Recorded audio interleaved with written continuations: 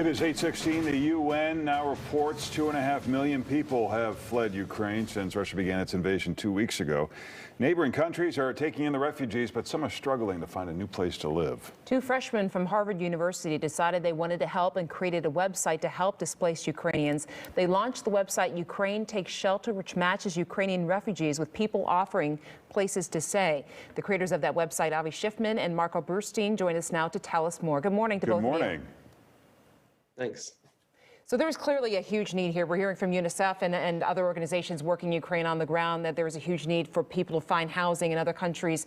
How did you first address that need with this website?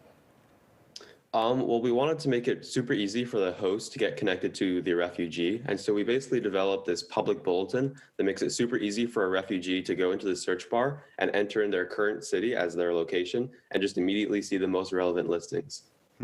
And Marco, what countries are participating and what kind of reaction have you gotten so far? The reaction has been incredible. We have, I think, dozens of countries that are participating in this point, everything from the US to Germany to Iceland to Hungary and Romania.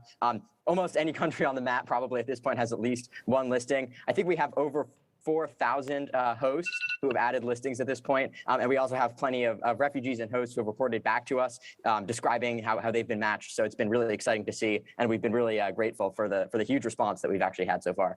It really is incredible to see how many people in different countries are stepping up. But when you're talking about something like Iceland, from people coming from Ukraine, maybe with not many belongings and maybe not that much money, I understand that some of the families have been offering to pay for air tickets. Yeah, we've got listings. Sorry. Go ahead, Avi. Sorry, we've got listings all over the world, even in places like Iceland to Israel to Australia, and people are willing to pay even for the plane tickets to have refugees come to these countries, which is crazy. Marco, how do the refugees find out about this?